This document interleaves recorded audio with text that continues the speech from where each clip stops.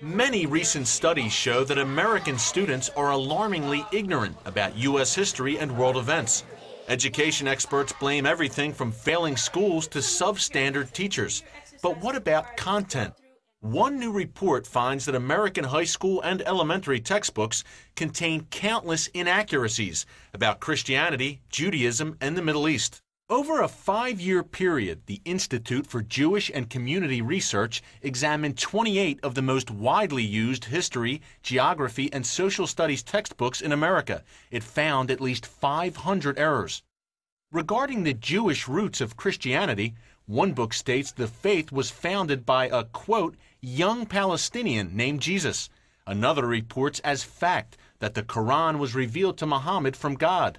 Yet another says ancient Jewish civilization contributed, quote, very little to the arts and sciences. Textbooks like these are used by millions of children in all 50 states. University of Arkansas Chair Sandra Stotsky has seen some of them firsthand. During her time as a commissioner at the Massachusetts Department of Education, Stotsky helped set standards for students and teachers on the K-12 level. She wrote about her experience in The Stealth Curriculum. We heard from a number of groups who were outraged because they didn't want what they called a Eurocentric version of history. They literally wanted an Islamo-centric version of history, which means that you look at the world from the perspective of Islam and you don't talk about any negative aspects of Islam. After 9/11, Stotsky and the Massachusetts Board organized a special seminar for K-12 teachers to learn about Islamic history in the Middle East. Harvard University's Center for Middle Eastern Studies helped organize the seminar. Stotsky was shocked at the center's suggestions. They ranged from having students make prayer rugs, describe what it would be like to go on a Hajj, a pilgrimage, learn and memorize the 5 pillars of Islam, listen to and learn how to recite passages from the Quran, dress like a Muslim from a particular country. These are unacceptable practices in a public school. In fact, they would be unacceptable academic practices in any school. Harvard is one of 18 universities that receive government funding under Title VI of the Higher Education Act.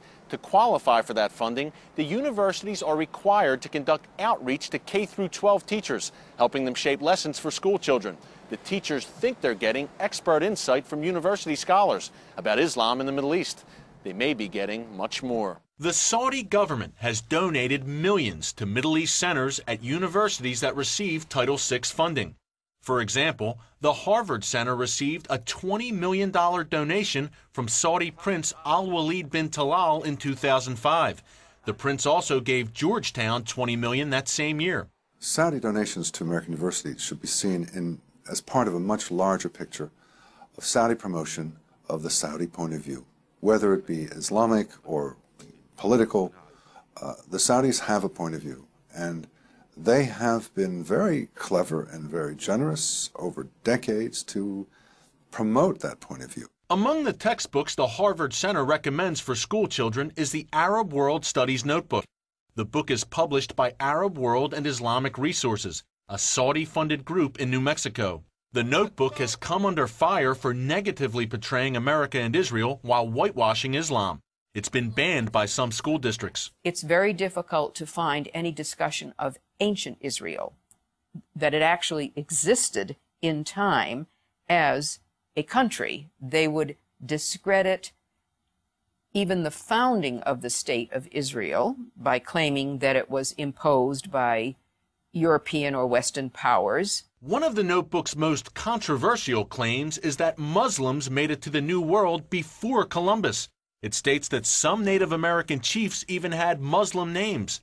Widespread criticism from scholars and Native American groups led to those passages being eventually removed.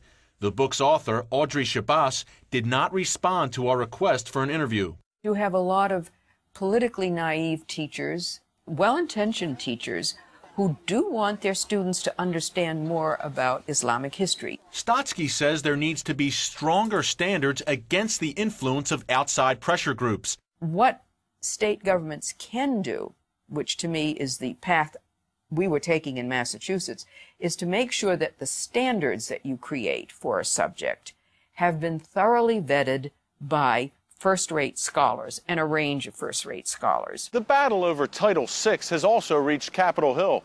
In August, Congress approved revisions to the Higher Education Act of 1965, which includes Title VI. Under those revisions, universities are now required to explain how they'll use their Title VI funds. And K-12 schools are now required to reflect a wide range of views on global issues in their lesson plans. Whether the Saudi point of view is still among them remains to be seen. Erick Stackelbeck, CBN News, Capitol Hill.